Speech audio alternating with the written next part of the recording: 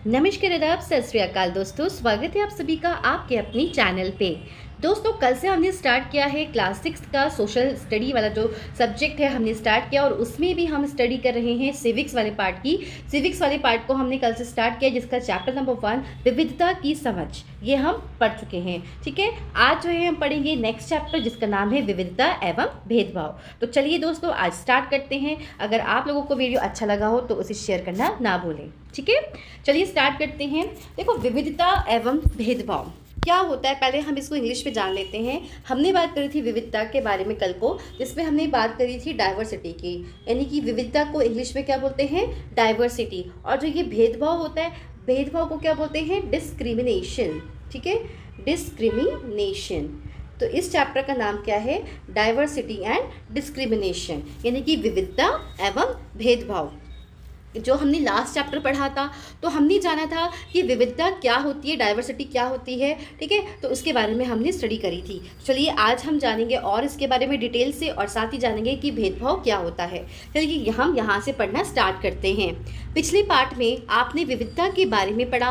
कई बार जो लोग दूसरों से अलग होते हैं उन्हें चिढ़ाया जाता है, उनका मजाक उड़ाया जाता है, या फिर उन्हें कई गतिविधियों या समूहों में शामिल नहीं किया जाता। अगर हमारे दोस्त या दूसरे लोग हमारे साथ ऐसा व्यवहार करें तो हमें दुख होता है, गुस्सा आता है, और हम असहाय महसूस करते हैं।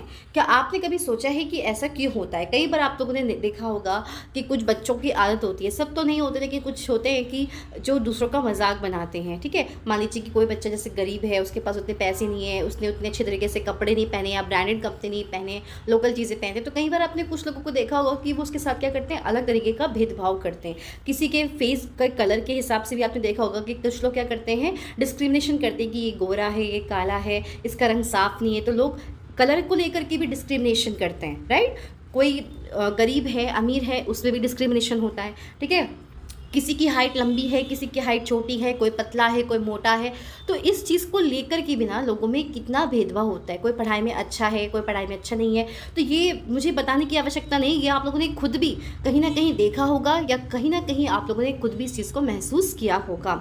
इस पार्ट में हम यह समझने की कोशिश करेंगे कि ऐसे अनुभव हमारे समाज से और हमारे आसपास मौजूद असमानताओं से कैसे जुड़े हुए हैं। चलिए स्टार्ट करते हैं। हम क्या हैं और हम कैसे हैं, यह कई चीज़ों पर निर्भर करता है। हम कैसे रहते हैं, कौन सी भाषाएं बोलते हैं, क्या खाते हैं, क्या पहनते हैं, कौन से खेल खेलते हैं, और कौन से उत्सव मनाते हैं, इन सब पर हमारे रहने की जगह के भूगोल और उसके इतिहास का असर पड़ता है। यानी कि जिस तरह के माहौल में हम रहते हैं, जैसा जलवायु वाले क्षेत्र में रहते हैं हम, क्योंकि जहाँ भी हम रहते हैं, तो वो उस भौगोलिक क्षेत्र का हमारे रहन सहन पे, हमारे कपड़े पे, हमारी वेशभूषा पे, कहीं ना कहीं हमारे खान पान पे, ठीक है, कहीं ना कहीं उसका इफेक्ट पड़ता ही है। ठीक है, अगर आप संक्षेप में ही निम्नलिखित बिंदुओं पर ध्यान दें तो भी यह अंदाज़ा लग जाएगा कि भारत कितनी विविधताओं वाला देश है। संसार में 8 प्रमुख धर्म हैं। भारत में उन 8 धर्मों के अनुयायी यानी मानने वाले रहते हैं। मतलब कि अगर हम पूरे वर्ल्ड की बात करें, तो अगर मेन अगर बात करें तो 8 धर्म होते हैं। 8 धर्म की बात करी है। ठीक है, 8 रिलीजन्स की बात करी है, और बोला है कि लगभग भारत में जितने भी पूरी दुनिया के 8 रिलीजन हैं, जो धर्म हैं, ये सब हमारे भारत में पाए जाते हैं। देखो, मुख्य रूप से बताया है, वैसे तो न जाने कितने धर्म होंगे, लेकिन अगर मुख्य रूप से कहा जाए तो 8 धर्म की बात करी है, और वह सभी के सभी हमारे भारत देश में पाए जाते हैं। यहाँ 1600 से ज़्यादा भाषाएं बोली जाती हैं, जो लोगों की मातृभाषाएं। कितनी बोली है, 1600 से भी ज़्यादा। क्या है यहाँ पे बोला है, 1600 से भी ज़्यादा भाषाएं बोली जाती हैं, जो लोगों की मातृभाषाएं हैं। यहाँ 100 से भी ज़्यादा तरह के नृत्य हैं। आप लोगों ने पढ़ा होगा ना कि हर स्टेट्स के अपने अपने क्लासिकल डांस होते हैं। ठीक है, तो ये सब यहाँ पे यही बताया गया है कि यहाँ पे 100 से भी ज़्यादा अलग अलग तरह के डांस होते हैं। यह विविधता हमेशा खुश होने का कारण नहीं बनती, लेकिन जो हम ये सोचते हैं ना कि देखो हमारे देश में तो कितनी सारे लोग भाषा, अलग अलग तरह की भाषा बोलने वाले लोग रहते हैं, अलग अलग धर्म के लोग रहते हैं। ठीक है, अलग अलग फेस्टिवल्स बनाने वाले लोग रहते हैं, कितने सारी चीज़ें सेलिब्रेटेड होती हैं, लेकिन क्या होता है, कई बार क्या होता है कि ये खुश होने का कारण नहीं होती है। क्यों?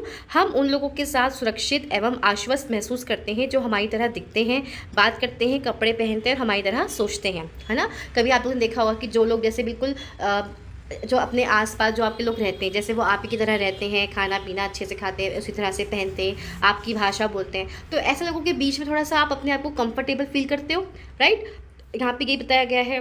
कभी कभी जब हम ऐसे लोगों से मिलते हैं जो हमसे बहुत भिन्न होते हैं, तो हमें वे बहुत अजीब और अपरिचित लग सकते हैं। अभी आप जैसे मान लीजिए कि आप रहते हो उत्तर प्रदेश में, मान लीजिए अब आप उत्तर प्रदेश से कहाँ आ गए, आप राजस्थान आ गए मान लीजिए, ठीक है। तो क्या होगा, आपको कुछ समय थोड़ा सा अलग सा लगेगा, क्योंकि वहाँ का रहन सहन, वहाँ का कल्चर, वहाँ के कपड़े, वेशभूषा, भाषा थोड़ी सी अलग है। तो आप अपने आप को एडजस्ट तो करोगे, लेकिन जितना कंफर्टेबल आप अपनों के बीच में, अपने जैसे लोगों के बीच में फील करते हो, उतना कंफर्टेबल आप फील नहीं कर पाते हो। और कुछ तो अनकंफर्टेबल हमें इसलिए भी फील होता है क्योंकि जो सामने वाला हमारे साथ किस तरह का व्यवहार रखता है ना, तो ये भी इस पर भी असर पड़ता है, ठीक है।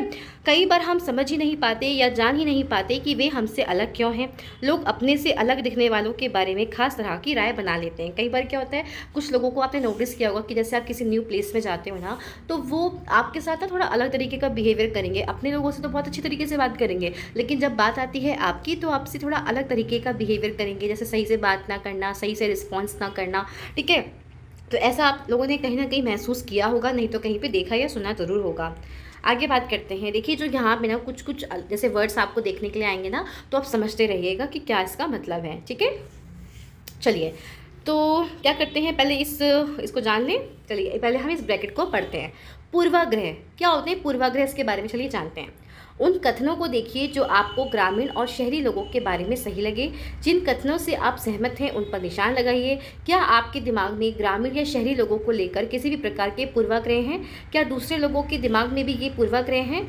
अच्छा चलिए, पहले हम क्या करते हैं ना, यहाँ पे इसके बारे में जान लेते हैं कि पूर्वाग्रह क्या होते हैं, ठीक है, तभी आप इसको अच्छे से कर पाएंगे। इनमें से कुछ कथन ग्रामीण लोगों को अज्ञानी की तरह देखते हैं, जबकि शहर में रहने वाले लोगों को आलसी एवं सिर्फ पैसे से सरोकार रखने वालों की तरह देखते हैं। अच्छा चलिए, यहाँ पे पहले ये एक्सरसाइज ही कर लेते हैं, ठीक है। तो यहाँ पे आपको ये बोला गया कि यहाँ पे ना आपको ये कुछ स्टेटमेंट्स, ये देखो यहाँ पे कुछ स्टेटमेंट दी गई है ये, ठीक है। तो इनमें ग्रामीण लोगों के बारे में कुछ चीज़ें दे रखी है और यहाँ पे शहरी लोगों के बारे में आप क्या सोचते हैं उनके बारे में। तो इनमें से जो भी आपको स्टेटमेंट सही लगता है ना, उसके आगे आपको क्या करना है, निशान लगाना है, ठीक है। तो यहाँ पे आपसे कुछ स्टेटमेंट दी गई है, तो आप उनके बारे में क्या सोचते हैं, आप के दिमाग में ग्रामीण लोगों के लिए क्या चलता है, शहरी लोगों को लेकर के आप क्या सोचते हैं, ठीक है। तो इनको पढ़िए और फिर आप उसके आगे निशान लगाना है, ठीक है। फिर यहाँ पे क्या बोला है, क्या दूसरे लोगों के दिमाग में भी ये पूर्वाग्रह है, यानी कि जो आपने निशान लगाए क्या सबके सेम है? लोगों के दिमाग में ये पूर्वाग्रह क्यों आते हैं, यानी कि जो लोगों के दिमाग में ये जो थिंकिंग बन जाती है किसी को लेकर के भी, ये क्यों बनते हैं? जिन पूर्वाग्रहों को आपने अपने आसपास महसूस किया है उनकी एक सूची बनाइए। ये पूर्वाग्रह लोगों के व्यवहार को कैसे प्रभावित करते हैं? चलिए पहले हम ये जान लेते हैं, उसके बारे में हम तब आगे बात करेंगे, ठीक है। देखो, ग्रामीण लोग के बारे में यहाँ पे कुछ स्टेटमेंट्स दी गई है, इनमें से जो आपको सही लगेगा उसके आगे आपको निशान लगाना है, ठीक है। आधी से ज़्यादा भारतीय गाँव में रहती हैं। हाँ, आधी से ज़्यादा भारतीय गांव में रहते हैं, करेक्ट बात है। नेक्स्ट है, गांव के लोग आधुनिक प्रौद्योगिकी का इस्तेमाल करना पसंद नहीं करते हैं।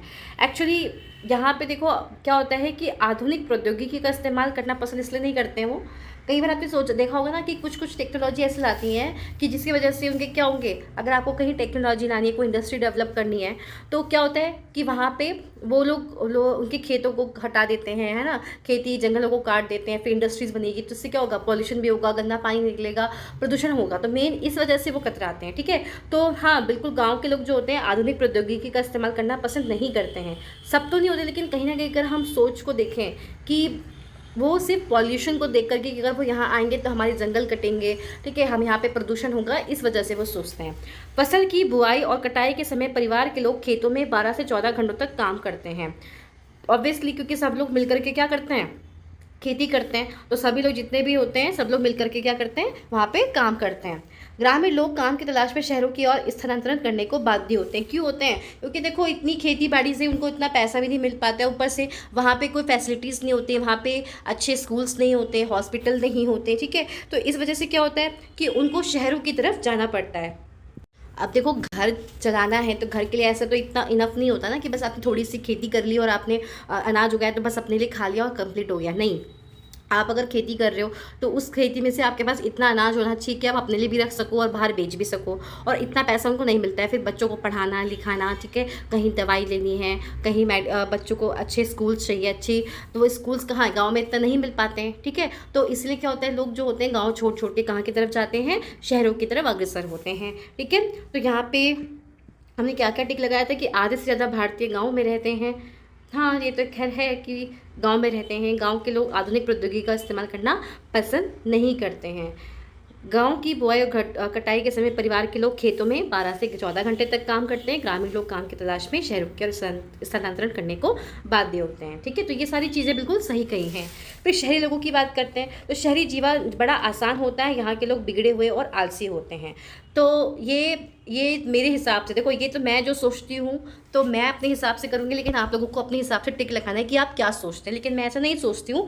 जीवन जो हम सोचते हैं ना कि शहरी जीवन बहुत आसान होता है, ऐसा कुछ भी नहीं होता। आसान तो कुछ नहीं होता, वहाँ पे भी एकदम भाग दौड़ लगी रहती है, कोई शांति, मतलब एक पीस तो मिलता ही नहीं है माइंड को, ठीक है। तो बिगड़े हुए और आलसी होते सब ऐसे नहीं होते हैं, तो ये तो मैं इसको टिक नहीं लगाऊंगी। फिर आता है शहरों में लोग अपने परिवार के सदस्यों के साथ बहुत कम समय बिताते हैं। बात सही है, क्योंकि देखो सुबह से शाम तक तो वो लोग काम के चक्कर में भागे रहते हैं, ऑफिस रहते हैं, रात को आते हैं, खाना खाया, सो गए, फिर भाग गए। तो इस वजह से क्या होता है कि वो अपनी फैमिली को इतना टाइम नहीं दे पाते हैं। शहरी लोग केवल पैसे की चिंता करते हैं, लोगों की नहीं। देखो सबको तो नहीं कह सकते, लेकिन हाँ ज़्यादातर लोगों को देखा है कि वो अपने पैसों के लिए ज़्यादा चिंताजनक होते हैं। हाँ, यानी कि वो अपने पैसे पे ज़्यादा करते हैं, उनका फोकस होता है लोगों को क्या फील हो रहा है किसी के लिए, उनका जो एक प्यार होता है वो थोड़ा सा कमी महसूस की जाती है। शहरों में रहना बहुत महंगा पड़ता है, लोगों की कमाई का एक बहुत बड़ा हिस्सा किराए और आने जाने में खर्च हो जाता है। बिल्कुल सही कहा, क्योंकि बाहर हम रहते हैं खुद ही, तो हमें खुद ये चीज़ देखने को मिलती है। देखो बाहर रेंट भी देते हो, आप बाहर रहते हो तो आपको सब अनाज पूरा राशन खरीदना होता है, ठीक है। फिर कहीं गैस लाते हो आप, बिजली का बिल आता है, कहीं कहीं पे तो पानी भी आपको नहीं मिलता, पानी भी आपको खरीद के लेना होता है। फिर आप जो ट्रांसपोर्ट करते हो एक जगह से दूसरी जगह जाने के लिए, उसका अलग खर्चा होता है। तो मतलब शहरी जीवन आसान नहीं है, बहुत महंगा है। तो ये बातें बिल्कुल सही हैं, ठीक है। तो अब आप लोग भी इसको पढ़िएगा और आपको क्या लगता है उसके आगे आप लोग टिक लगाइएगा, ठीक है। चलिए अब आगे जानते हैं। इनमें से कुछ कथन ग्रामीण लोगों को अज्ञानी की तरह देखते हैं, जबकि शहर में रहने वाले लोगों को आलसी एवं सिर्फ पैसों से सरोकार रखने वालों की तरह देखते हैं। मतलब इसका समझाने का मतलब ये है कि जैसे यहाँ पे जो कुछ पॉइंट्स दिए गए ना, तो ऐसा लगेगा कि पढ़ के कि कुछ लोग सोचते हैं कि जो ग्रामीण यानी कि जो गाँव के लोग होते हैं ना, वो अज्ञानी होते हैं, लिटरेट होते हैं, वो कुछ समझ नहीं होती है। कुछ लोग ऐसा सोचते हैं। क्या कहाँ पर सोच सकते हैं? वो यहाँ पर सोच सकते हैं कि गाँव के लोग जो हैं आधुनिक प्रौद्योगिकी का इस्तेमाल करना पसंद नहीं करते हैं। एक्चुअल में देखो, अगर जो भी चीज़ हमें एकदम आसानी से हमारा काम हो जाएगा, जिसके लिए हमें मेहनत ना करनी पड़े, तो हम लोग हर कोई ये सोचेगा ना कि हाँ ठीक है चलो ये मशीन नहीं आती। जैसे आज के टाइम पे हमारे पास कपड़े धुलने के लिए मशीन होती है, क्यों? हमारा काम आसान हो गया, नहीं तो वो इतने सारे कपड़े हमें हाथ से धुलने पड़ते थे। तो हम क्या चाहेंगे कि हाँ हमारे घर पर वॉशिंग मशीन आ जाए। पहले मसालों पर मसाला क्या कहते हैं, मुझे याद नहीं आ रहा, वो मसाला पीसते हैं ना, वो हाथ से पीसते थे पहले, ठीक है। तो अब क्या है, वो इतनी मेहनत कौन करेगा? तो हमारे पास क्या आ गया, ग्राइंडर आ गया, राइट। तो इतनी धूप में बैठ कर चूल्हा कौन जलाएगा? तो गैस आ गई, राइट। तो इससे क्या है कि हमारा काम आसान हो गया। जो पहले इतनी मेहनत करते थे हम लोग गांव में, लेकिन अगर आप शहरों में देखोगे तो शहरों में आपको ये सब चीज़ें नहीं दिखेंगी, ठीक है। और दूसरी चीज़ क्या है कि भाई अगर आप देखेंगे गांव में भी बहुत से लोग, ज़्यादातर ऐसा नहीं कि वहाँ पे गैस नहीं मिलती है या वहाँ पे बिजली नहीं है, लेकिन लोग जो हैं थोड़ा मेहनती होते हैं वहाँ पे। और मेहनत करने से क्या होता है कि शरीर बिल्कुल अच्छे से मजबूत रहता है, कठोर रहता है। मेहनत करोगे तो आपका अच्छे से आपका जो स्वास्थ्य रहता है वो भी अच्छा रहता है, शरीर मतलब चलता रहता है। और वहाँ पर खाना भी देखो कितना शुद्ध रहता है।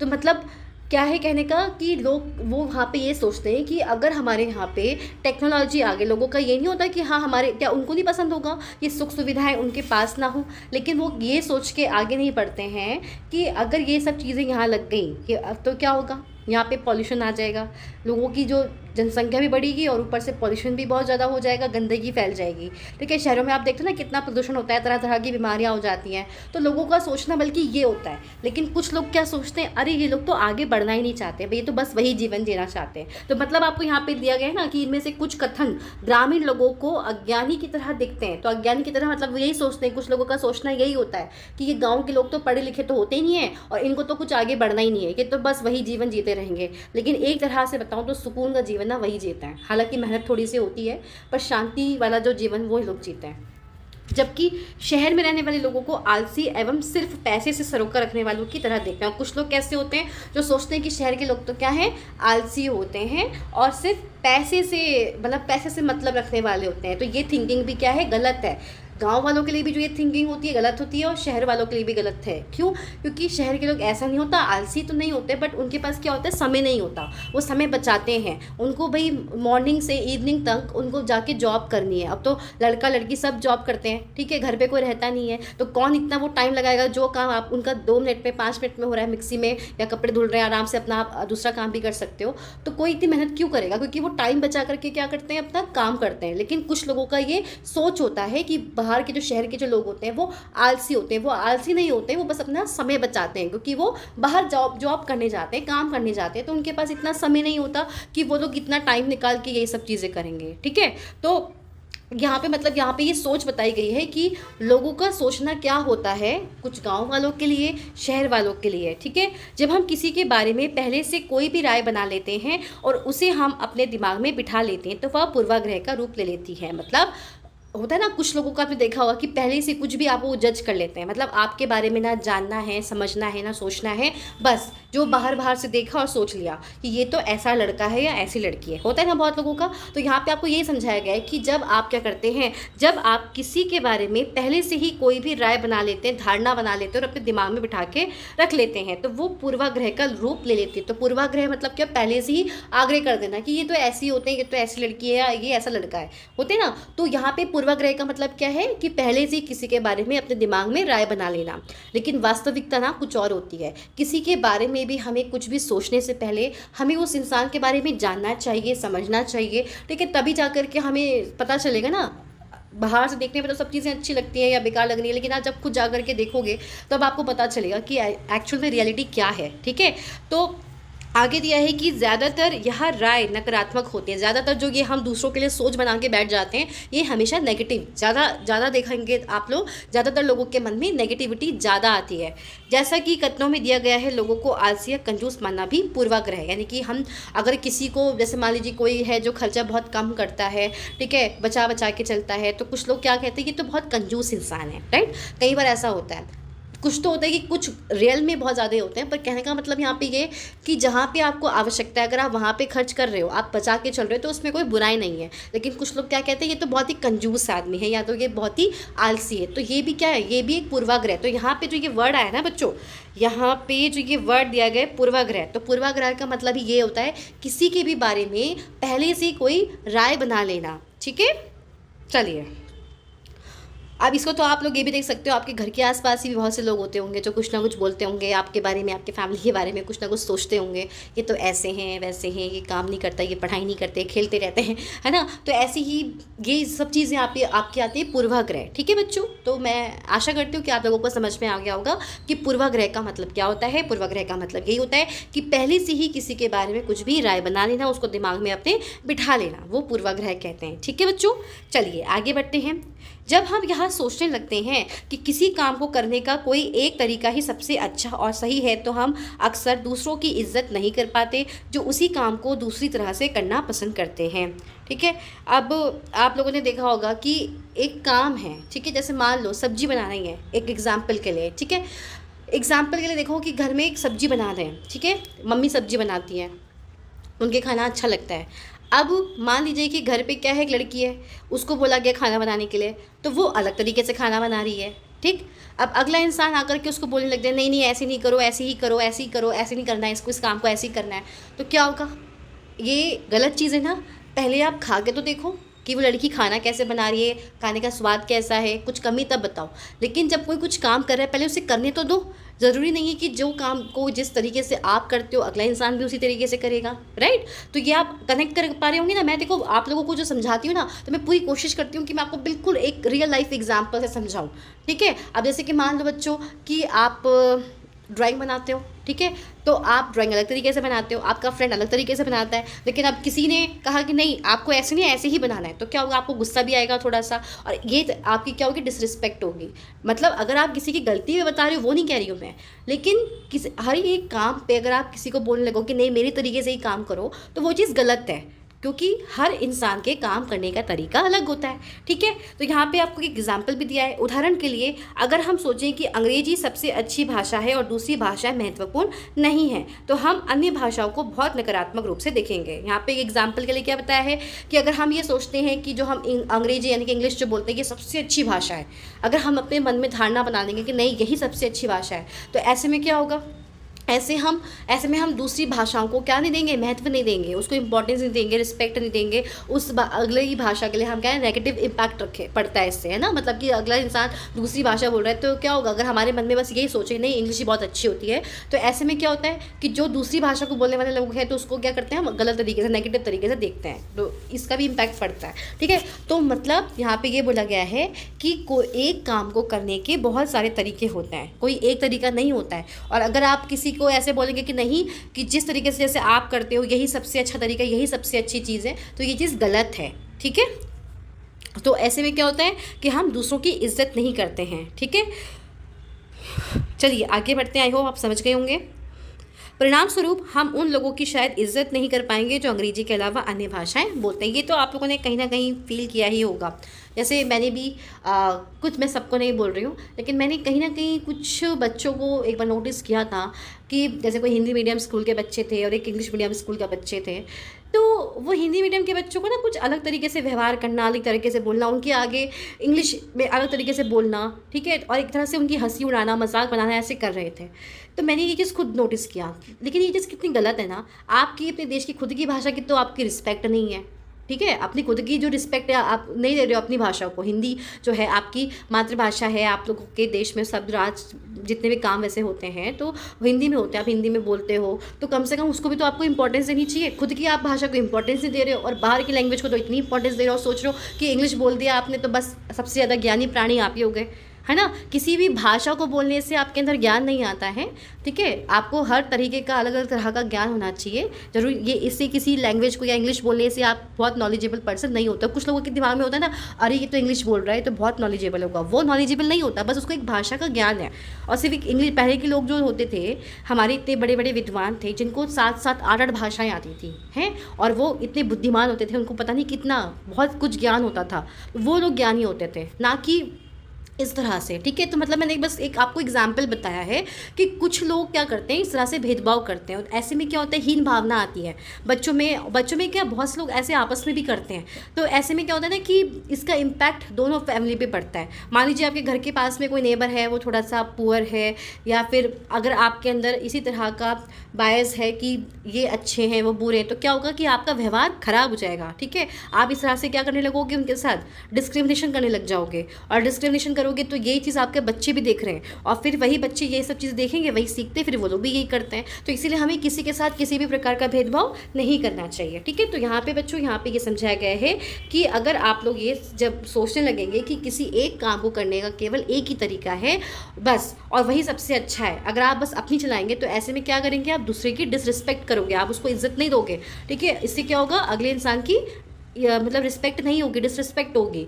पहले आपको क्या करना है, जैसे कब कोई गलती कर रहा है तब तो आप समझा सकते हो कि ठीक है, नहीं ये ऐसी नहीं, इसमें यहाँ पे आपकी मिस्टेक हुई है, आपने इसको गलत तरीके से किया। जैसे हमारी मैथ्स की कैलकुलेशन होती है तो उसमें अगर कोई गलत तरीके से सॉल्व करे वो एक अलग चीज़ होती है। ठीक है, आप ये मत सोचना कि हाँ कि अब आप किसी और को बोलने लग जाओ कि ना मैं तो अपने तरीके से करूँगा। नहीं, जैसे मैथ्स वगैरह होती है तो उसमें क्या है कि जो तरीका है, जो फॉर्मूले हैं किसी उसको करने के, सॉल्व करने के, वो तो उसी तरीके से होंगे ना। मतलब ये उस चीज़ को लेकर नहीं बोल रही हूँ, बल्कि सामाजिक पहलू को लेके मैं बोल रही हूँ कि हमें किसी के साथ किसी भी प्रकार का भेदभाव नहीं करना चाहिए। ठीक है, आई होप आप समझ गए होंगे, मैंने कुछ ज़्यादा ही डिटेल में समझा दिया।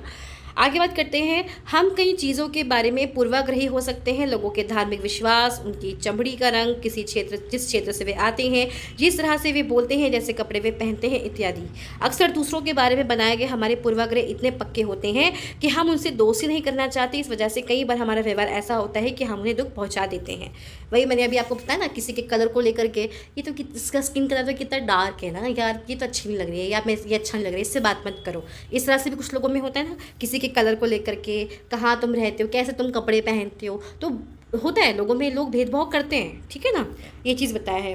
तो ऐसे में क्या करते हैं कि हमारा व्यवहार उसके प्रति, उस इंसान के प्रति बहुत गलत हो जाता है, और क्या होता है, हम उसे दुख पहुंचाते हैं। ठीक है, आगे बढ़ते हैं।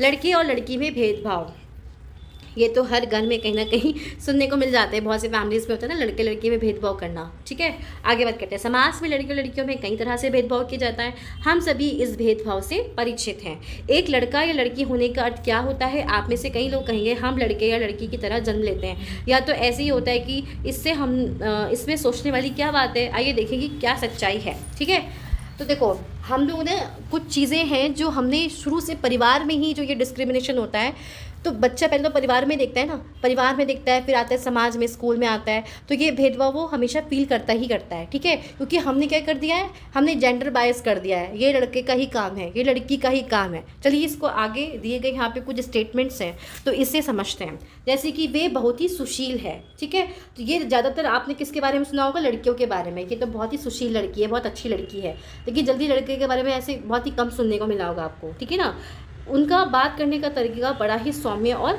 मधुर है। तो ज़्यादातर आपको किसका? लड़की का या किसी किसी लड़के का देखने को मिल जाएगा।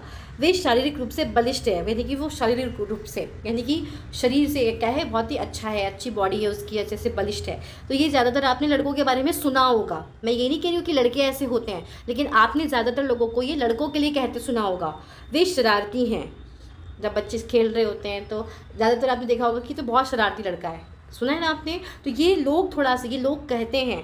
वे नृत्य करने और चित्रकारी में निपुण हैं। अब मैं ये कहूँ तो कौन? लड़की के बारे में लोग पहले सोचेंगे क्या डांस लड़का नहीं कर सकता? डांस लड़का भी कर सकता है, लड़की भी कर सकती है, ड्राइंग पेंटिंग सब लड़का भी कर सकते हैं, लड़की भी कर सकते हैं। लेकिन यहाँ पे मतलब आपको ये बताया गया है कि जब आप इन स्टेटमेंट्स को देखते हैं ना, तो इन स्टेटमेंट्स को कुछ आप लड़कों के लिए देखते हैं और कुछ लड़कियों के लिए देखते हैं। जैसे कि वे रोते नहीं, लड़कों के लिए क्या बोलते हैं? अरे लड़के रोते नहीं हैं। आपने कुछ लोगों से सुना होगा, क्यों नहीं रो सकते भाई, वो भी तो इंसान है ना, तो उनको भी तो फीलिंग्स इमोशंस होते हैं हमारी तरह पे। जैसे लड़कियों को फीलिंग इमोशंस होते हैं, तुरंत रो जाती हैं, तो क्या लड़कों को फील नहीं होता होगा? और ऐसे में क्या होता है ना कि हम ये अपने घर से करते हैं, अरे नहीं लड़के रोते नहीं है, लड़के रोती नहीं है।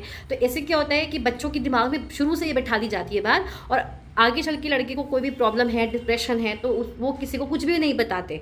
राइट, अपनी फीलिंग्स को देखो एक्सप्रेस करना बहुत ही ज़रूरी होता है, चाहे लड़का हो चाहे लड़की। तो कभी भी आपको अपने बच्चों को ये नहीं सिखाना है, चाहे लड़का हो चाहे लड़की, कि लड़के रोते नहीं हैं, लड़कियां रोती नहीं हैं। ठीक है, कभी भी इस तरह का जो जेंडर बाइस करते हैं लोग, लैंगिक भेदभाव करते हैं, ऐसा बिल्कुल भी नहीं करना है आपको बल्कि बच्चे को समझाना है कि नहीं, अगर तुम्हें रोना आ रहा है तो तुम रो सकते हो, तुम बोल सकते हो। क्योंकि यही सब चीज़ें क्या होती है, शुरू से परिवार में सिखाई जाती है लड़कों को। फिर आगे चल के जैसे जैसे वो बड़े होते जाते हैं, तब आप लोग क्या बोलते हो कि ये लड़के तो बड़े पत्थर दिल होता है, ऐसे बोलते हो। वो पत्थर दिल किसने बनाया? परिवार में तो बनाया वो पत्थर दिल, क्योंकि शुरू से आपने दिमाग में बच्चों की ये डाल दिया ना, लड़के रोते नहीं हैं। ठीक है, लड़के जो हैं इस तरह से डांस नहीं करते, या लड़के अपने रोते नहीं, किसी को दुख बताते नहीं है, ऐसे करके आपने शुरू से कर दिया ना, तो फिर वो किसी को एक्सप्रेस कर भी नहीं पाएगा अपनी फीलिंग्स को।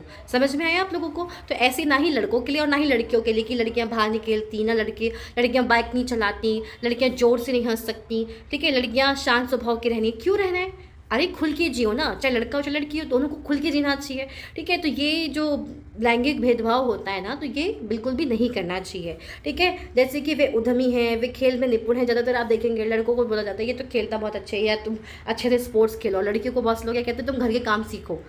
ये लोगों की सोच। ठीक है, वे खाना पकाने में निपुण हैं। मतलब लड़कियों को ज़्यादा सुना होगा आप लोगों ने कि ये तो खाना बनाने में परफेक्ट है, तू खाना अच्छे से बनाती है, लड़की तो अच्छे से खाना बनाना सीख, ऐसे करते हैं, और लड़कों को नहीं सिखाते हैं। ये चीज़ गलत है ना। दोनों को आगे चल के जॉब करनी, दोनों को आना चाहिए, दोनों को बराबर काम करना चाहिए। ठीक है, वे भावुक हैं। भावुक आपने किसके लिए सुना होगा? लड़कियों के लिए सुना होगा कि वो बहुत इमोशनल होती हैं। होती लड़कियाँ भी हैं, होते लड़के भी हैं, बस लड़कों को चुप करा दिया जाता है। ठीक है, तो मतलब यहाँ पे आपको ये कुछ जो स्टेटमेंट्स दी गई है, तो उनसे आपको ये समझाने का प्रयास किया गया है कि आप जब इन सेंटेंस को देखते तो आपने कहीं ना कहीं महसूस किया होगा कि आप लोगों के साथ, लड़कों के और लड़कियों दोनों के साथ में इस तरह के कहीं ना कहीं आप लोगों ने स्टेटमेंट सुने होंगे। ठीक है, लोग तरह तरह की बातें करते हैं। आप देखो यहाँ पे आप लोगों को बताया गया कि ये जो बच्चा है ये चल नहीं सकता, ये जो है यहाँ पे दिखा रहेगा ये सही से चल नहीं सकता। तो देखो, मैं लंगड़ाता हूँ, मेरी बोली लड़खड़ाती है, इसके अलावा और भी बहुत कुछ। कभी मैं उदास हो जाता हूँ तो कभी दुखी। लोग मेरा मजाक उड़ाते हैं या नई बात नहीं, अगर तुम मेरी जगह होते तो क्या करते। तो मतलब यहाँ पे ये बच्चा जो बता रहा है कि मैं सही से चल नहीं सकता हूँ, मैं लंगड़ाता हूँ, तो लोग मेरा मजाक बनाते हैं। कुछ लोग होते हैं जो थोड़ा सा लड़खड़ा के बोलते हैं, एकदम हमारी तरह परफेक्ट नहीं बोलते, लड़खड़ा के बोलते हैं, तो लोग क्या करते हैं, उनका भी मजाक बनाते हैं। ठीक है, ऐसी बहुत सारी चीज़ें जिसका लोग मेरा मजाक बनाते हैं। कभी मैं उदास हो जाता हूँ तो कभी दुखी है, लेकिन कभी कभी मैं कभी बहुत सैड फील करता हूँ, लोग मेरा मजाक उड़ाते हैं कि कोई नई बात नहीं है। अब ये पूछ रहा है कि अगर तुम मेरी जगह होते तो क्या करते, बताओ। ऐसे में क्या होता है, वो ये आपसे पूछ रहा है कि अगर आप उसकी जगह पे होते तो आप क्या करते। उसने जानबूझ थोड़ी किया, उसको शुरू से उसको ऐसे प्रॉब्लम हो गई है, तो इस तरह से हमें किसी का मजाक नहीं बनाना चाहिए। तो यहाँ पे वो बच्चा बता रहा है कि उसके साथ भेदभाव होता है। आगे है, तुम दूसरों से कितनी अलग दिखती हो, मैं एक इंसान हूँ, मुझे शर्म आती है, घूरती आंखों से मैं छिप जाना चाहती हूँ। वो लड़की बता रही, क्योंकि लोग ऐसा करते होंगे कि उसे देखना, उसे अजीब तरीके से देखते होंगे, तो इससे क्या होता है कि वो छिप जाना चाहती है, मुझे शर्म आती है और घूरती आंखों से मैं छिप जाना चाहती हूँ, लोग उसे घूर घूर के देखते हैं। तो उसके साथ यहाँ पे इस तरह का भेदभाव होता है। क्या उसका दिमाग सही है, यानी कि सिर्फ इसलिए कि मेरी टांगें डगमगाती है लोग सोचते हैं कि मेरा दिमाग भी डगमगाता है। मतलब कि लोग यहाँ पे, जैसे बच्चा है तो अगर वो यहाँ पे वो चल नहीं सकता, लेकिन ऐसा नहीं कि अगर किसी बच्चे में या किसी भी व्यक्ति में कि कोई भी एक प्रॉब्लम है तो वो मानसिक रूप से भी वो कमज़ोर होगा, ऐसा तो नहीं होता। ये हमारी धारणा, ये पूर्वाग्रह है हमारा कि अरे कि अगर वो चल नहीं सकता सही से तो पढ़ने में भी ख़राब होगा, वो अच्छा नहीं होगा इंसान, मतलब ये लोगों के अंदर धारणा है। तो यहाँ पे ये बोला गया है कि ये बच्चों ये फेस करते हैं। ठीक है, यहाँ पे ये बताया गया है कि भाई अगर मैं चल नहीं सकता इसका मतलब ये थोड़ी कि मैं दिमाग से भी हिला हुआ हूँ या मैं काम नहीं कर सकता या मेरे अंदर बुद्धि नहीं है। ठीक है, ऊपर के चित्रों में जो बच्चे हैं उन्हें पहले विकलांग कहा जाता था। यहाँ पे देखो, जो बच्चे देखो ये सही से नहीं चल सकते ना, देखो वो भी बैठी है, उसके पैर में प्रॉब्लम है, यहाँ पे उसने ये ले रखा है, यहाँ पे वो भी किसी इस पे बैठा हुआ है। ठीक है, यहाँ पे इससे बैठा हुआ है। ठीक है, तो यहाँ बोला है कि ये लोग जो चल नहीं सकते उन ऐसे बच्चों के लिए पहले विकलांग कहा जाता था। इस शब्द को बदलकर आज उनके लिए जो शब्द प्रयोग किए जाते हैं वे खास ज़रूरतों वाले बच्चे हैं, यानी कि आज के समय पे हम इनको विकलांग नहीं बोलते हैं बल्कि खास ज़रूरतों वाले बच्चों के नाम से बोलते हैं। और कहीं कहीं पे दिव्यांग भी कहीं सुनाया था मैंने, दिव्यांग भी बोलते हैं। उनके बारे में लोगों के पूर्वाग्रहों को यहाँ बड़े अक्षरों में दिया गया है, साथ में उनकी अपनी भावनाएं और विचार भी दिए गए हैं। वे उनको भी फील होता है ना, उनको भी सैड फील होता है जब उनको ऐसे कहते हैं, बल्कि लोगों को सपोर्ट करना चाहिए। तो सपोर्ट करने की बजाय लोग क्या करते हैं, उनका मजाक बनाते हैं। ये बच्चे अपने से जुड़ी रूढ़िबद्ध धारणाओं के बारे में क्या कह रहे हैं और क्यों, इस पर चर्चा कीजिए। यानी कि जो बच्चों ने आपको ये सारी चीज़ें बताई हैं तो क्यों ये कह रहे हैं, क्योंकि उन लोगों के साथ ऐसा हुआ ना कि किसी ना किसी ने उनका मजाक बनाया, लोग उनको अलग तरीके से देखते हैं। आपकी राय में क्या खास ज़रूरतों वाले बच्चों को सामान्य स्कूल में पढ़ना चाहिए या उनके लिए अलग स्कूल होने चाहिए? अपने जवाब के पक्ष में तर्क दीजिए। अब आप लोग खुद सोचिए कि ऐसे बच्चे जिनको, देखो एक तो होता है ना, देखो कुछ होते हैं कि जो बच्चे कुछ फिजिकली हैंडीकैप होते हैं, मीन्स आप कह सकते हैं खास ज़रूरत वाले जो बच्चे होते हैं कि मान लीजिए उनके शारीरिक रूप से कुछ दिक्कत है, उनको प्रॉब्लम है, लेकिन दिमाग तो प्रॉपर चल रहा है ना, उनका दिमाग तो अच्छे से नॉर्मल बच्चों की तरह ही दिमाग चल रहा है। तो मेरे हिसाब से तो ये बच्चे जो नॉर्मल सब बच्चे होते हैं उनके साथ पढ़ सकते हैं। स्पेशल स्कूल किन बच्चों के लिए होते हैं कि जैसे जो बच्चे देख नहीं सकते हैं, जैसे कि जो मतलब उनको थोड़ा कुछ मेंटल डिसऑर्डर होता है, तो उनके लिए स्पेशल स्कूल्स होते हैं, उनके लिए स्पेशल टीचर्स होते हैं, राइट। तो उनके हिसाब से, उनके मेंटल हेल्थ के हिसाब से, जो देख नहीं सकते उनके लिए अलग तरीके का होता है, जो सुन नहीं सकते हैं तो उनके लिए तो अब मशीन आ गई है, राइट। तो यहाँ पे मतलब कहने का मतलब ये है कि जिनका मानसिक रूप से सही है वो तो नॉर्मली पढ़ ही सकते हैं सब बच्चों के साथ में, लेकिन जैसे जो बच्चे मेंटली डिसऑर्डर हैं तो उनके लिए तो खैर स्पेशल स्कूल होने ही चाहिए, क्योंकि उनको स्पेशल ट्रीटमेंट करके उनको अच्छे तरीके से अलग तरीके से पढ़ाया जाता है। लेकिन जो बच्चे जैसे के बच्चे यहाँ पे केवल ये चली तो नहीं सकते हैं, ठीक है, चली तो नहीं सकते हैं केवल, बाकी तो दिमाग इनका चल रहा है ना, तो हाँ ये बच्चे भी सामान्य बच्चों के साथ पढ़ सकते हैं। ठीक है, तो इसमें आपके जवाब क्या हैं तो उस पक्ष में बिल्कुल कमेंट में बताइएगा। ठीक है, आगे देखते हैं। अगर हम इस कथन को लें कि वे रोते नहीं तो आप देखेंगे कि यह गुण आमतौर पर लड़कों या पुरुषों के साथ जोड़ा जाता है। जैसे कि मैंने अभी आपको ऊपर बताया था कि जो स्टेटमेंट आपको दिया था ना अभी कि वे रोते नहीं हैं, तो ज़्यादातर आपने सुना होगा लड़के रोते नहीं हैं, आदमी हो तुम, रोना नहीं है तुमको, ऐसे करके आप लोगों ने सुना होगा। बचपन में जब लड़कों को गिर जाने पर चोट लग जाती है तो माता पिता एवं परिवार के अन्य सदस्य अक्सर यह कहकर चुप कराते हैं कि रो मत, तुम तो लड़के हो, लड़के बहादुर होते हैं, रोते नहीं हैं। और जैसे जैसे बच्चे बड़े होते जाते हैं वे यह विश्वास करने लगते हैं कि लड़के रोते नहीं हैं। यहाँ तक कि अगर किसी लड़के को रोना आए तो भी वह अपने आप को रोक लेता है। लड़का यह मानता है कि रोना कमजोरी की निशानी है। हालांकि लड़कों लड़कियां दोनों का कभी कभी रोने का मन करता है, खासकर जब उन्हें गुस्सा आया, दर्द हो, लेकिन बड़े होने तक लड़के सीख जाते हैं या अपने आप को सिखा लेते हैं कि रोना नहीं है। अगर एक बड़ा लड़का रोए तो उसे लगता है कि दूसरे उसे चिढ़ाएंगे या उसका मजाक बनाएंगे, इसलिए वह दूसरों के सामने रोने से अपने आप को रोक लेता है। हम लगातार यह सुनते रहते हैं कि लड़के ऐसे होते हैं, लड़कियां ऐसी होती हैं। समाज की इन मान्यताओं को हम बिना सोचे समझे मान लेते हैं। हम विश्वास कर लेते हैं कि हमारा व्यवहार इनके अनुसार ही होना चाहिए। हम सभी लड़कों और लड़कियों को उसी छवि के अनुरूप देखना चाहते हैं।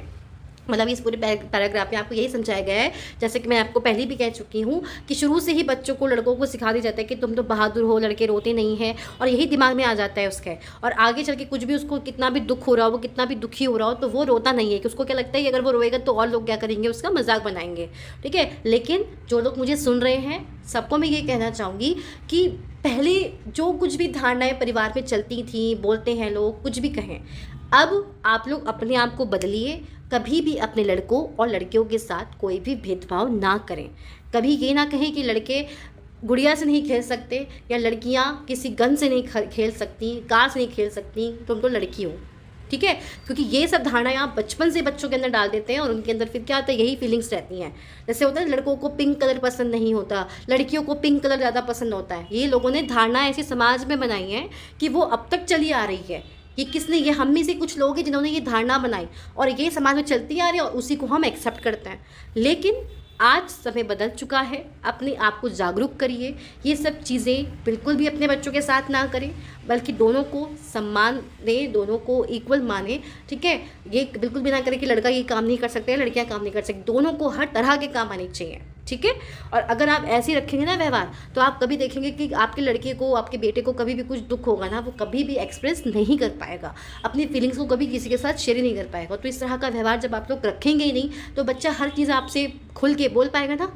तो इसीलिए जो ये भेदभाव हमने ये पढ़ाई लोग करते हैं, चाहे लड़कियों के साथ हो, तो ऐसा बिल्कुल भी ना करें। लड़कियों को सिर्फ ये मत कहो कि तुम्हें घर का काम करना है, तुम्हें घर का काम सीखना है, नहीं, उसे भी खेलने के लिए भेजो, स्पोर्ट्स में आगे बढ़ाओ, उसको भी घर के काम लड़कियों को भी सिखाओ, लड़कों को भी सिखाओ, ताकि दोनों लोग मिल के काम कर सकें। ठीक है, और ऐसे लोगों से दूर रहें जो इस तरह की विचारधारा रखते हैं। और ये जो मेनली मैंने देखा है ना कि इस तरह की जो धारणाएं होती हैं, ये आंटीज़ वगैरह जो होते हैं ना, ये आसपास के जो इनकी मीटिंग्स चलती हैं, तो ये सब चीज़ें कुछ ज़्यादा ही ट्रांसफ़र होती हैं। ये सारे जो थॉट्स होते हैं ना, ये यहाँ पे जो मीटिंग्स में वुमेंस की मीटिंग्स होती है ना, उसमें ज़्यादा ये ट्रांसफ़र होती हैं ये बातें, और फिर उसी चीज़ को आप मानने लग जाते हैं। तो ऐसे लोगों से एक तो दूर रहें और अपने बच्चों के साथ कोई भी भेदभाव ना करें। ठीक है, इस तरह का, और सबको, दोनों को इक्वल माने, दोनों को आगे बढ़ाएं इक्वली। ठीक है, चलिए आगे बढ़ते हैं। रूढ़िबद्ध धारणाएं बनाना। क्या होती है रूढ़िबद्ध धारणाएं? जब हम सभी लोगों को एक ही छवि में बांध देते हैं या उनके बारे में पक्की धारणा बना लेते हैं, तो उसे रूढ़िबद्ध धारणा कहते हैं। कई बार हम किसी खास देश, धर्म, लिंग के होने के कारण किसी को कंजूस, अपराधी या बेवकूफ़ ठहराते हैं। ऐसा दरअसल उनके बारे में मन में एक पक्की धारणा बना लेने के कारण होता है। हर देश, धर्म आदि में हमें कंजूस, अपराधी, बेवकूफ़ लोग मिल ही जाते हैं, सिर्फ इसलिए कि कुछ लोग उस समूह में वैसे हैं। पूरे समूह के बारे में ऐसी राय बनाना वाजिब नहीं है।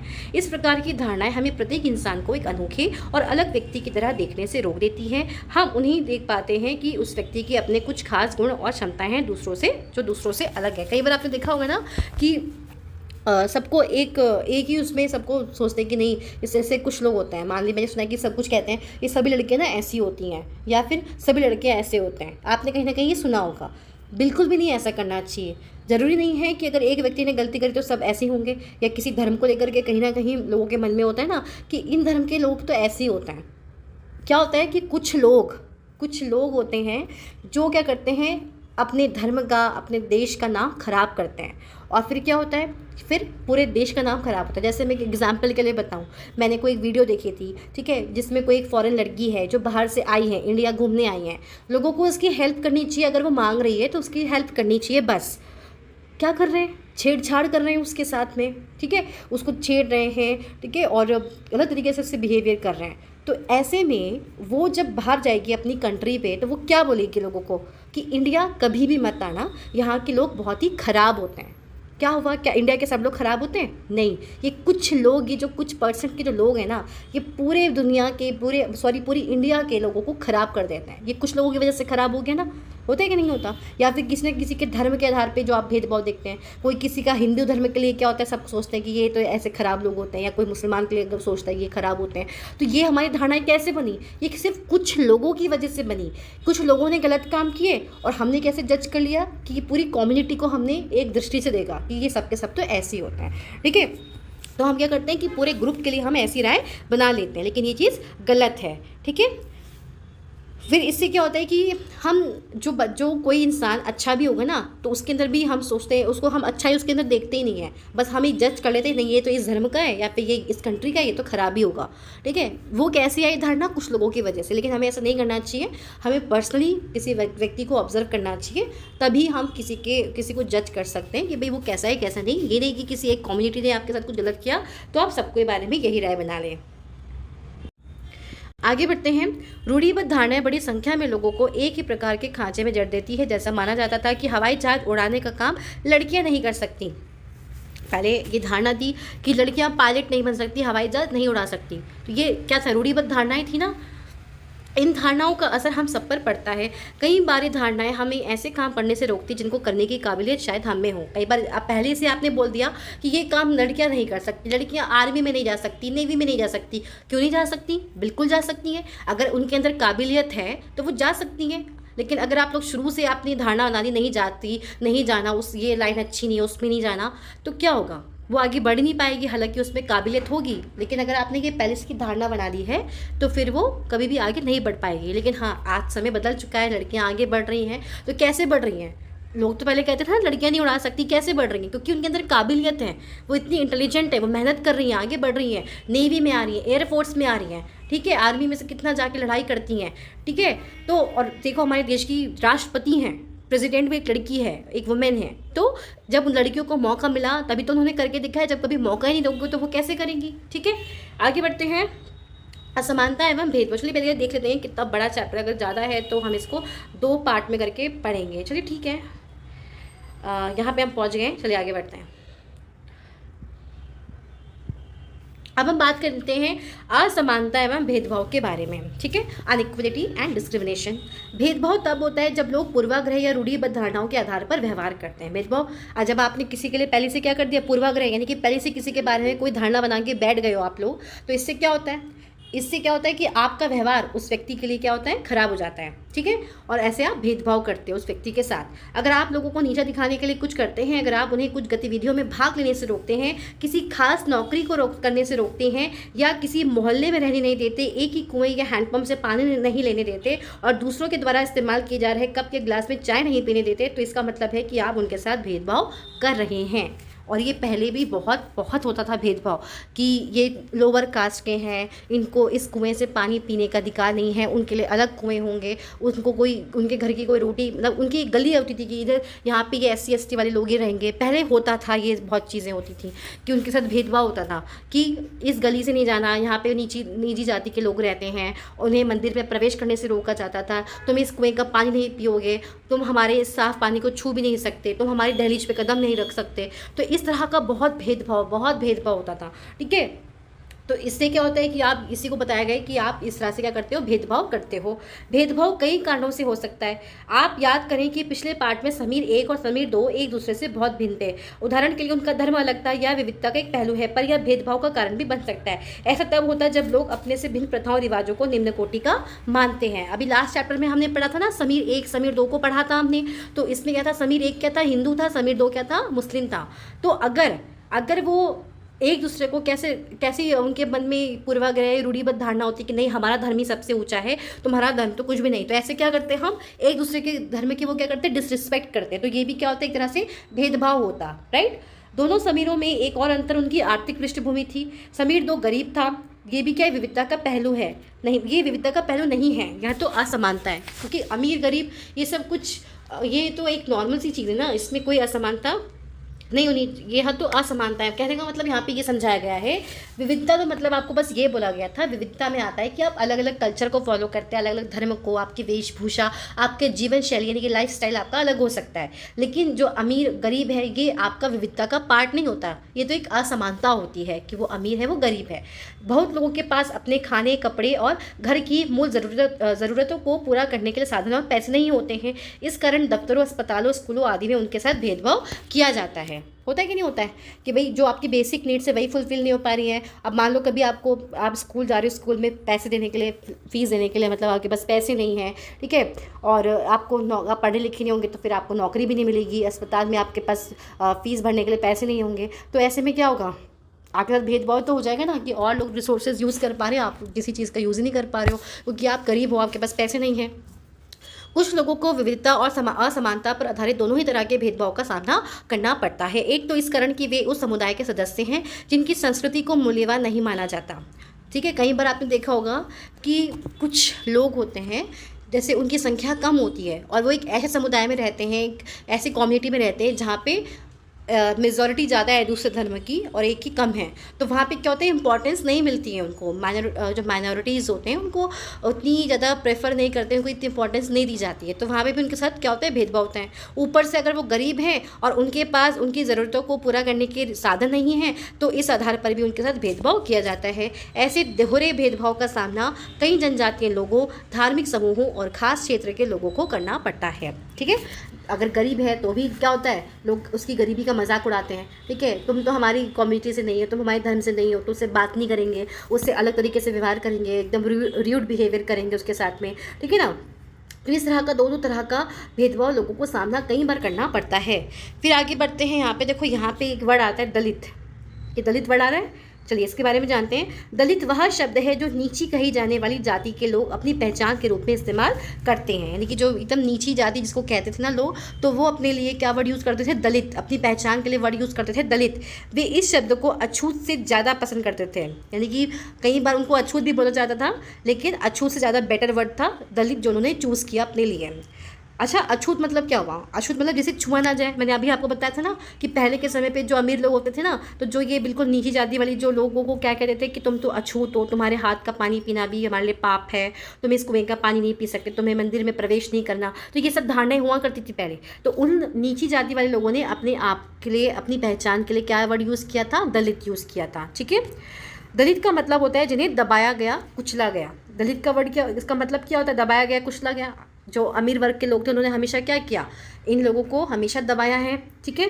दलितों के अनुसार यह शब्द दर्शाता है कि कैसे सामाजिक पूर्वाग्रहों और भेदभाव ने दलित लोगों को दबाकर रखा है। सरकार ऐसे लोगों को अनुसूचित जाति के वर्ग में रखती है। तो भाई तभी आप लोगों ने देखा होगा कि जब हमारी गवर्नमेंट बनी तो जो हमारे SC ST हैं सबके लिए क्या है, अलग से कुछ राइट्स दिए गए, उनके लिए सीट्स रिजर्व करके रखी गई हैं। उनकी आपने देखा होगा फीस भी, कोई भी आप फीस भरते तो उसमें उनको काफ़ी छूट दी जाती है। क्यों? क्योंकि शुरू से तो उन कम्युनिटी के लोगों को हमेशा दबाया गया है उच्च वर्ग के लोगों के द्वारा। तो इसीलिए उनको आगे बढ़ने के लिए क्या किया गया है, नौकरियों में, स्कूल्स में स्कॉलरशिप्स वगैरह दी जाती हैं उनको, ठीक है। और कहीं जो जॉब्स होती हैं, गवर्नमेंट जॉब्स होती हैं, तो कम परसेंटेज में भी उनका सिलेक्शन हो जाता है ताकि वो आगे बढ़ सकें, ठीक है। आगे आता है रूढ़िबद्ध धारणा एवं भेदभाव में क्या अंतर है। आपके अनुसार जिस व्यक्ति के साथ भेदभाव होता है उसे कैसा महसूस होता है, तो ये आप लोग खुद देखेंगे, ठीक है। चलिए आगे बढ़ते हैं। भारत के एक महान नेता डॉक्टर भीमराव अंबेडकर जी ने जाति व्यवस्था पर आधारित भेदभाव के अपने अनुभवों के बारे में लिखा है। यानी कि जो डॉक्टर भीमराव अंबेडकर जी थे ना, ये भी नीची जाति से थे, लेकिन इन्होंने बहुत कुछ भेदभाव इन्होंने भी झेला है, ठीक है। तो उन्होंने क्या क्या एक्सपीरियंस किया ना, वो सब चीज़ें इन्होंने उन एक्सपीरियंस के बारे में भी लिखा है। यह अनुभव उनको 1901 में हुआ था जब वे केवल 9 साल के थे। तो देखो, जो भीमराव अंबेडकर जी, देखा होगा आपने, देखा है ना, आपने देखा इन्होंने संविधान लिखा था, ठीक है। तो आपने यहाँ पे ये बताया जा रहा है कि उनके साथ भी जब वो कितने साल के थे, 9 साल के थे, 1901 की बात हो रही है। जब वे 9 साल के थे, वे महाराष्ट्र में कोरेगांव में अपने भाइयों के साथ पिता से मिलने गए थे, ठीक है। महाराष्ट्र में एक गाँव है कोरेगांव, तो वहाँ पर वो अपने भाइयों के साथ अपने पापा से मिलने गए थे, अपने पिताजी से मिलने गए थे। बड़ी देर हमने इंतज़ार किया पर कोई नहीं आया। अब देखो, अब वो कहानी बता रहे हैं, अब ध्यान से सुनना कि उनके साथ क्या हुआ था, ठीक है। बड़ी देर हमने इंतज़ार किया पर कोई नहीं आया। 1 घंटा बीत गया तो स्टेशन मास्टर पूछने आ गए। उन्होंने हमसे हमारे टिकट मांगे जो हमने दिखा दिए। यानी कि जो अम्बेडकर जी जब वो 9 साल के थे तो वो अपने भाई के साथ महाराष्ट्र के कोरेगांव में अपने पिताजी से मिलने गए थे। अब वो लोग स्टेशन पे थे और स्टेशन पे वो बता रहे हैं कि 1 घंटा बीत गया, बहुत देर तक हम बैठे थे, वहाँ पे कोई भी नहीं आया। तो वहाँ के जो स्टेशन मास्टर थे उन्होंने उनसे टिकट मांगे कि तुम्हारे पास टिकट है, तो उन्होंने दिखा दिया। उन्होंने पूछा कि हम वहाँ क्यों रुके हुए थे। हमने बताया, हम मतलब कि जो स्टेशन मास्टर थे ना वो, उन्होंने पूछा कि तुम लोग यहाँ पे क्यों रुके हुए हो। तो हमने बताया कि हमें कोरेगांव जाना था और हमारे पिताजी या उनके नौकर के आने का इंतज़ार कर रहे थे, कि यानी कि हमें अपने पिताजी के पास जाना है, तो हमारे पिताजी या फिर जो उनके जो नौकर हैं वो आएंगे, तो उनका हम इंतज़ार कर रहे हैं। लेकिन दोनों में से कोई भी नहीं पहुँच पाया था और हमें पता नहीं था कि कोरेगांव कैसे पहुँचते। यानी कि हम यहाँ पर उनका इंतज़ार कर रहे थे लेकिन वो कोई भी नहीं आए और हमें पता भी नहीं है कि कोरेगांव कैसे जाते हैं। हमने बहुत अच्छे कपड़े पहन रखे थे, हमारे कपड़ों और बोली से कोई भी यह अंदाज़ा नहीं लगा सकता था कि हम अछूतों के बच्चे थे। मतलब कि वो अच्छे खासे उन्होंने कपड़े वगैरह पहन रखे थे, तो मतलब कोई ऐसे नहीं कह सकता था कि अछूतों के बच्चे हैं। मतलब लोगों के अंदर धारणा होती थी ना कि जो ये नीची जाति के लोग हैं तो बच्चे भी ऐसे ही कपड़े पहनते होंगे, फटे कपड़े पहनते होंगे, ऐसे ही रहते होंगे, ठीक है। लेकिन ये बता रहे हैं कि हमने कपड़े भी अच्छे पहने हुए थे, तो कोई भी पता नहीं लगा सकता था कि हम लोग नीची जाति के हैं, ठीक है, या अछूतों के बच्चे हैं। निश्चय ही स्टेशन मास्टर को यह लगा कि हम ब्राह्मण बच्चे हैं और वे हमारी मुश्किल को देखकर बड़े परेशान हुए। तो यानी कि अब स्टेशन मास्टर को पता ही चला कि हम अछूतों के बच्चे हैं, उन्हें लगा कि हम ब्राह्मण के बच्चे हैं। तो वो हम देखने लगे, तो उनको वही लगा, वो थोड़ा परेशान हो गई कि अरे ये बच्चे यहाँ पे बैठे हैं, और वो थोड़े से परेशान हुए, जैसे कि हिंदुओं में होता ही है। स्टेशन मास्टर ने हमसे पूछा कि हम कौन हैं। बिना एक पल भी सोचे मेरे मुंह से निकल गया कि हम महार हैं, ठीक है। तो जब स्टेशन मास्टर ने हमसे पूछा कि हम लोग कौन हैं, तो मैंने कुछ भी नहीं सोचा, क्योंकि 9 साल का बच्चा, उसके दिमाग में थोड़ी ये सब चीज़ें होती हैं कि हमें अपनी कास्ट बतानी है, क्या नहीं बतानी है। तो उन्होंने बता दिया कि हम महार हैं। तो यहाँ पे ब्रैकेट में दिया है कि मुंबई प्रांत में महार समुदाय को अछूत माना जाता था। यानी कि किसी महार समुदाय के, यानी कि महार कम्युनिटी के जो लोग होते थे ना, उन्हें अछूत माना जाता था मुंबई में, ठीक है। उनको एकदम से धक्का लगा, यानी कि स्टेशन जो मास्टर थे उनको एकदम धक्का लगा, वे भौचक्के के रह गए, उनके चेहरे पर अचानक से परिवर्तन हुआ। हमने देख लिया कि एक अजीब सी घृणा की भावना उन पर हावी हो गई थी। देख रहे हो कि अब जैसे ही उन स्टेशन मास्टर को, जो अभी बड़ा सिंपैथी दिखा रहे थे कि अरे तुम लोग इतने परेशान हो गए हो, कैसे जाओगे, जैसे ही उन्हें उनकी जाति के बारे में पता लगा तो क्या हो गया, एकदम वो अजीब तरीके से, जैसे घृणा की भावना से वो देखने लगे, ठीक है। उन्होंने जैसे ही मेरा जवाब सुना वे अपने कमरे में वापस चले गए और हम वहीं के वहीं खड़े रह गए। 15-20 मिनट बीत गए, सूरज बिल्कुल छिप सा गया था, पिताजी आए नहीं थे और ना ही उनका नौकर, और अब स्टेशन मास्टर भी हमें छोड़कर चले गए थे। यानी कि वो और 15-20 मिनट बीत गए और इतने में क्या हो गया कि सूरज भी छिप गया, यानी कि सनसेट हो गया, और उनके पापा भी नहीं आए, ना ही उनका नौकर आया, और स्टेशन मास्टर तो उनकी जाति को सुनते ही वो चला गया उनको ऐसे छोड़ करके। हम काफ़ी घबराए हुए थे। यात्रा के शुरू में जो खुशी और उत्साह की भावना थी उसकी जगह अब अत्यधिक उदासी ने ले ली थी। आधे घंटे के बाद स्टेशन मास्टर लौट कर आए तो पूछा कि हम क्या करने की सोच रहे हैं। हमने कहा कि अगर हमें किराए पर एक बैलगाड़ी मिल जाती तो हम कोरेगांव जा सकते थे। अगर कोरेगांव ज़्यादा दूर नहीं हो तो हम फ़ौरन निकलना चाहते थे। मतलब कि भाई बच्चे थे, उनको नहीं पता था, तो उन्होंने कहा कि अगर हमें कोई बैलगाड़ी मिल जाए तो हम बैलगाड़ी से जा सकते हैं, और अगर मान लीजिए कि अगर वो बहुत पास में तो हम पैदल निकल जाएंगे। तो वहाँ किराए पर कई बैलगाड़ियाँ चल रही थी, लेकिन मैंने स्टेशन मास्टर को जो जवाब दिया था कि हम महार हैं उसका पता सबको चल गया था। यानी कि जो बैलगाड़ियाँ तो थी वहाँ पे, लेकिन जैसे ही सबको पता चला कि हम महार जाति के हैं तो कोई भी क्या था, कोई भी गाड़ीवान अछूत वर्ग की सवारी को लेकर अपने आप को गंदा और नीचा नहीं बनाना चाहता था। हम दुगना किराया देने को तैयार थे, यहाँ तक कि हम लोग उसको डबल किराया देने को भी तैयार थे, लेकिन हमें एहसास हुआ कि बात पैसे से नहीं बन सकती थी। स्टेशन मास्टर जो हमारे लिए गाड़ी वालों से मोल तोल कर रहे थे चुपचाप खड़े हो गए। समझ नहीं आ रहा था कि क्या करें। मतलब कि जो जब उनको जाति का नहीं पता था स्टेशन मास्टर को, तो वो भी हमारी हेल्प के लिए खड़े थे। वो मतलब कि गाड़ी वालों से मोल तोल कर रहे थे कि हाँ इतने पैसे ले लो, इतने में पहुंचा दो, कुछ भी। लेकिन जैसे ही उनको भी जाति का पता चला तो वो भी पीछे हट गए, और जैसे ही हमने उनको बताया तो आसपास सबको पता चल गया, जितने भी गाड़ी वाले थे, कि हाँ हम महार जाति के हैं। तो वैसे भी उनको अछूत मानते थे, तो कोई भी पसंद नहीं करता था, तो इसीलिए किसी ने भी उनको अपनी गाड़ी में ले जाना स्वीकार नहीं किया, बल्कि वो पैसे और देने को तैयार थे। ठीक है, तो ये एक प्रसंग है जो doctor B are Ambedkar ji ने बताया है। ठीक है, चलिए। अच्छा, इनके बारे में भी थोड़ा सा कुछ चीज़ें बताई हैं। अब इस बॉक्स को भी पढ़ लेते हैं। डॉक्टर भीमराव अंबेडकर जी 1891 से 1956 को भारतीय संविधान के पिता एवं दलितों के सबसे बड़े नेता के रूप में इनको माना जाता है। ठीक है, डॉक्टर अंबेडकर ने दलित समुदाय के अधिकारों के लिए लड़ाई लड़ी थी, क्योंकि ये खुद भी दलित समुदाय से थे। ठीक है, तो इन्होंने जो भेदभाव देखे थे तो इसके लिए आगे चल के इन्होंने लड़ाई लड़ी थी उनके अधिकारों के लिए, उनके राइट्स के लिए। उनका महार जाति में जन्म हुआ था जो अछूत मानी जाती थी। महार लोग गरीब होते थे, उनके पास ज़मीन नहीं थी और उनके बच्चों को वही काम करना पड़ता था जो वे खुद करते थे। उन्हें गांव के बाहर रहना पड़ता था और गांव के अंदर आने की इजाज़त नहीं थी। अंबेडकर अपनी जाति के पहले व्यक्ति थे जिसने अपने कॉलेज की पढ़ाई पूरी की और वकील बनने के लिए वे कहाँ गए थे? इंग्लैंड गए थे। उन्होंने दलितों को अपने बच्चों को स्कूल कॉलेज भेजने के लिए प्रोत्साहित किया, उनको मोटिवेट किया कि नहीं, आप लोग भी अपने अपने बच्चों को स्कूल भेजो, कॉलेज भेजो पढ़ने के लिए। दलितों से अलग अलग तरह की सरकारी नौकरी करने को कहा जाता ताकि वे जाति व्यवस्था से बाहर निकल पाएँ। ठीक है, मतलब कि उनको कहा कि नहीं, आप लोग भी आगे बढ़ो, सरकारी नौकरी आप लोग भी आगे करो, ताकि आप लोग जो ये जाति व्यवस्था हो रखी है उससे आप बाहर निकल पाओ। दलितों को मंदिर में प्रवेश के लिए जो कई प्रयास किए जा रहे थे उनका अंबेडकर जी ने नेतृत्व किया था। मैंने अभी आपको बताया था ना कि उनको मंदिर के अंदर प्रवेश की भी अनुमति नहीं थी। ठीक है, तो इसका विरोध किया था अंबेडकर जी ने भी, इसके लिए प्रयास किए थे, इसका विरोध किया था। उन्हें ऐसे धर्म की तलाश थी जो सबको समान निगाह से देखे। जीवन में आगे चलकर उन्होंने धर्म परिवर्तन करके बौद्ध धर्म को अपनाया था। आगे चल के उनका मानना था कि दलितों को जाति प्रथा के खिलाफ अवश्य लड़ना चाहिए और ऐसा समाज बनाने की तरफ काम करना चाहिए जिसमें सबकी इज्जत हो, ना कि कुछ ही लोगों की। ठीक है, चलिए यहाँ पे आगे दिया है कि कल्पना करके देखिए यह कितना मुश्किल होगा, अगर लोगों को एक जगह से दूसरी जगह जाने ना दिया जाए। यह कितना अपमानजनक और दुखदायी होगा अगर लोग आपसे दूर दूर रहें, आपको छूने से मना करें और आपको पानी ना पीने दें। सोचो, अगर आपके साथ ऐसा व्यवहार किया जाए तो आपको कैसा महसूस होगा। ठीक है, फिर यहाँ पे कुछ क्वेश्चन है। आप देखो, अभी आपने पढ़ा तो अब आप खुद सोचो इसके आंसर क्या होंगे। बच्चे पैसा देने को तैयार थे, फिर भी गाड़ी वालों ने उन्हें ले जाने से मना कर दिया। क्यों मना किया था? क्योंकि वो अछूत जाति के थे। स्टेशन पर लोगों ने डॉक्टर अंबेडकर और उनके भाइयों के साथ कैसे भेदभाव किया? क्या किया? उनके साथ भेदभाव किया, उनको गाड़ी नहीं दी, उनको लेके नहीं गए कोई भी। ठीक है, अब आप लोग खुद देखना इसके क्या आंसर होंगे।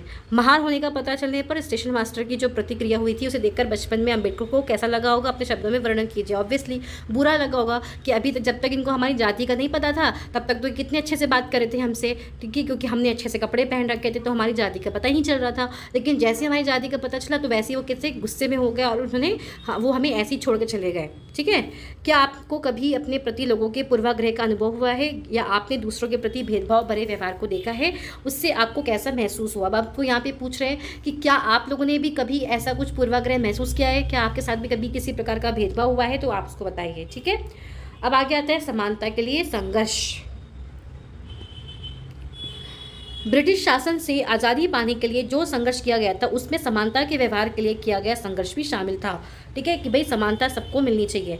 दलितों, औरतों, जनजातीय लोगों और किसानों ने अपने जीवन में जिस गैर बराबरी का अनुभव किया उसके खिलाफ उन्होंने लड़ाई लड़ी। जैसे कि पहले भी बात हुई कि बहुत सारे दलितों ने संगठित होकर मंदिर में प्रवेश पाने के लिए संघर्ष किया। महिलाओं ने मांग की कि जैसे पुरुषों के पास शिक्षा का अधिकार है वैसे उन्हें भी अधिकार मिलने चाहिए। और महिलाओं ने भी क्या किया था? अपने राइट्स के लिए आवाज़ उठाई थी कि जैसे पुरुष लोगों को पढ़ने का अधिकार है, ये लोग पढ़ने बाहर जाते हैं, ऐसे महिलाओं को भी पढ़ने का अधिकार होना चाहिए। किसानों और दलितों ने अपने आप को जमींदारों और उनकी ऊंची ब्याज की दर से छुटकारा दिलाने के लिए संघर्ष किया था। जो किसान लोग थे, दलित लोग थे, तो इनसे क्या करते थे? इनसे ज़्यादा टैक्स वसूला जाता था। ठीक है, इनसे इंटरेस्ट, और जो ये लोग जैसे किसी से उधार लेते थे तो ब्याज की जो इंटरेस्ट का जो रेट होता था वो भी ज़्यादा लिया जाता था इन लोगों से। ठीक है, तो उससे छुटकारा पाने के लिए भी उन्होंने संघर्ष किया था। 1947 में भारत जब आज़ाद हुआ और एक राष्ट्र बना तो हमारे नेताओं ने समाज में व्याप्त कई तरह की असमानताओं पर विचार किया। संविधान को लिखने वाले लोग भी इस बात से अवगत थे कि हमारे समाज में कैसे भेदभाव किया जाता है और लोगों ने उसके खिलाफ किस तरह संघर्ष किया। कई नेता इन लड़ाइयों के हिस्सा थे, जैसे कि डॉक्टर अंबेडकर जी। इसलिए नेताओं ने संविधान में ऐसी दृष्टि और लक्ष्य रखा जिससे भारत में सभी लोगों को बराबर माना जाए। समानता को एक अहम मूल्य की तरह माना गया है और जो हम सभी को एक भारतीयों के रूप में जोड़ती है। प्रत्येक व्यक्ति को समान अधिकार और समान अवसर प्राप्त हैं। अस्पृश्यता यानी कि छुआछूत को अपराध की तरह देखा जाता है। यानी कि अगर अब कानून बन चुका है ना, कि जो पहले ये इतना छुआछूत होता था, अस्पृश्यता होती थी, तो अब वो एक कानूनन जुर्म है। ठीक है, वो एक अपराध है। तो उसको भी कानूनी रूप से खत्म कर दिया गया है। लोग अपनी पसंद का काम चुनने के लिए बिल्कुल आज़ाद है, जिसको जो काम करना है वो कर सकता है। नौकरियां सभी के लिए खोली गई हैं। इन सब के अलावा संविधान ने सरकार पर यह विशेष जिम्मेदारी डाली है कि वह गरीबों और मुख्य धारा से जो अलग थलग पड़ गए समुदायों को इस समानता के अधिकार के फायदे दिलवाने के लिए विशेष कदम उठाए। तभी आप देखते हो ना कि उनके लिए फीस भी कम होती है, कहीं कहीं में फीस नहीं होती है, महिलाओं की फीस नहीं होती कुछ फॉर्म्स में, और रिजर्व होती है सीट वुमेन्स के लिए भी, SC ST OBC के लिए सबके लिए कुछ ना कुछ % सीट रिजर्व होती है, राइट। संविधान के लेखकों ने यह भी कहा कि विविधता की इज्जत करना, उसे मूल्यवान मानना समानता सुनिश्चित करने में बहुत ही महत्वपूर्ण कारक है। उन्होंने यह महसूस किया कि लोगों को अपने धर्म का पालन करने, अपनी भाषा को बोलने, अपने त्यौहार मनाने और अपने आप को खुले रूप से अभिव्यक्त करने की आज़ादी होनी चाहिए। चाहे कोई किसी भी धर्म का, जाति का, कैसा भी हो, सब लोग खुल के जी सकें, खुल के अपने सब त्योहारों को सेलिब्रेट कर सके, चाहे कोई किसी भी जाति का हो, कुछ भी हो, तो अपने आप को मतलब एक्सप्रेस कर सके, खुश इंडिपेंडेंस हो, ठीक है। उन्होंने कहा कि कोई एक भाषा, धर्म या त्यौहार सबके लिए अनिवार्य नहीं बनना चाहिए कि नहीं तुम भी इसी भाषा को बोलोगे या इस धर्म को फॉलो करोगे या फिर इस त्यौहार को करोगे। भाई आपके कल्चर में जो भी फॉलो किया जाता है उसको करो, कोई किसी पे कोई प्रेशर नहीं डालेगा, सब अपने अपने त्यौहार अपने तरीके से सेलिब्रेट करेंगे, ठीक है। इसलिए भारत क्या है, एक धर्मनिरपेक्ष देश है जहाँ लोग बिना भेदभाव के अपने धर्म का पालन करते हैं। इससे हमारी एकता के महत्वपूर्ण कारक के रूप में देखा जाता है कि हम इकट्ठे रहते हैं और एक दूसरे की इज्जत करते हैं, ठीक है। लेकिन देखा जाए तो अभी भी लोग भेदभाव करते हैं धर्म के आधार पर। हालांकि हमारे संविधान में इन विचारों पर जोर दिया गया है, पर यह पाठ इसी बात को उठाता है कि असमानता आज भी मौजूद है। समानता वह मूल्य है जिसके लिए हमें निरंतर संघर्ष करते रहना होगा। भारतीयों के लिए समानता का मूल्य वास्तविक जीवन का हिस्सा बने, सच्चाई बने, इसके लिए लोगों के संघर्ष, उनके आंदोलन और सरकार द्वारा उठाए जाने वाले कदम बहुत ही ज़रूरी हैं, ठीक है। तो बच्चों, ये था हमारा आज का सेकंड चैप्टर, विविधता एवं भेदभाव। आई होप आप लोगों को बहुत अच्छे से समझ में आया होगा। कुछ लोगों को लगेगा कितना डिटेल में बताया हर चीज़ को, लेकिन देखो मैं पूरी कोशिश करती हूँ कि मैं जो भी समझाऊँ बहुत अच्छे से समझाऊँ कि एक बार आप पढ़ो और आपके दिमाग में सब चीज़ आ जाए, ठीक है। और जो कुछ वर्ड है ना, अस्पृश्यता किसे कहते हैं, पूर्वाग्रह किसे कहते हैं, रूढ़िवादिता किसे कहते हैं, तो इन सब का आपको मीनिंग पता होना चाहिए, क्योंकि आगे चल के ये कहीं ना कहीं ये वर्ड्स आएंगे ना तो आपको समझ में आना चाहिए, ठीक है बच्चों। तो चलिए आज के लिए इतना ही, और प्लीज़ अगर आप लोगों ने चैनल को लाइक नहीं किया है, सब्सक्राइब नहीं किया है, तो प्लीज़ सब्सक्राइब कर दीजिएगा और अपने और फ्रेंड्स के साथ भी शेयर करिएगा, ठीक है। चलिए मिलते हैं नेक्स्ट वीडियो में एक न्यू टॉपिक के साथ, तब तक के लिए धन्यवाद।